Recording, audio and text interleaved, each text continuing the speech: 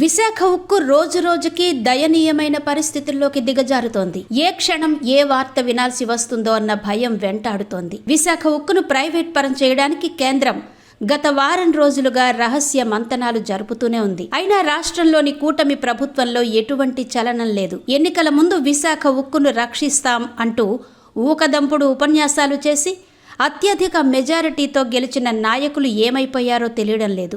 ఇప్పటికే కృష్ణా గోదావరి పేర్లతో ఉన్న 2 బ్లాస్ట్ ఫర్నేస్లు మూతపడ్డాయి. అన్నపూర్ణ బ్లాస్ట్ ఫర్నేస్ మాత్రం అంతంత మాత్రంగా నడుస్తోంది. 2 నెలల క్రితం విశాఖ ఉక్కును సందర్శించిన కేంద్ర ఉక్కు గనుల శాఖ మంత్రి కుమారస్వామి అభయహస్తమిచ్చి వెళ్లిపోయారు. 3 బ్లాస్ట్ ఫర్నేస్లతో పూర్తి సామర్థ్యంతో ప్లాంట్ నడిపే చర్యలు తీసుకుంటున్నామన్నారు. విశాఖ ఉక్కును ప్రైవేటీకరణ చేయబోమని చెప్పారు.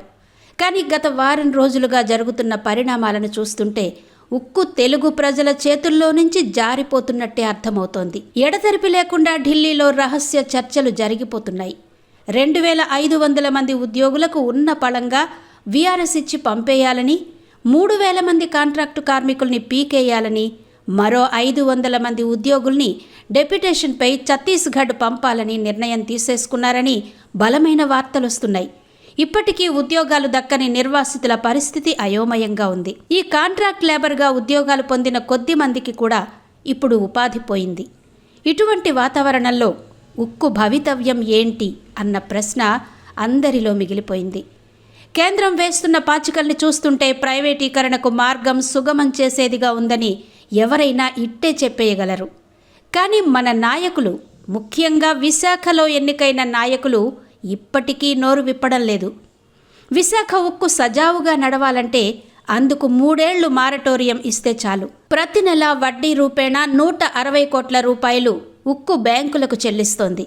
ఇది కాక ప్రతి 3 నెలలకు 450 కోట్ల రూపాయల అసలు చెల్లిస్తోంది. తొలుత కేంద్రం ఈ భారం నుంచి తాత్కాలికంగా ఉక్కును తప్పించాలి, లేదా ఉక్కు నిర్వహణ బాధ్యతను సెయిల్కు అప్పగించాలి. ఎందుకంటే సెయిల్ దగ్గర కావలసినన్ని గనులు సొంతంగా ఉన్నాయి. అందువల్ల ముడి సరుకుకు కొదవలేదు. ఈ రెండూ కాకుండా విశాఖ ఉక్కుకు కేంద్రం 11,000 కోట్ల గ్రాంట్నివ్వాలి. ముడి సరుకుకు ఇబ్బంది లేకపోతే ప్లాంట్ను సునాయాసంగా నడపొచ్చు. ప్రస్తుతం కావాల్సింది ఇదే. ఈ ప్రత్యామ్నాయాలను విడిచిపెట్టి ప్రైవేటీకరణ వైపే కేంద్రం ఆలోచిస్తోంది.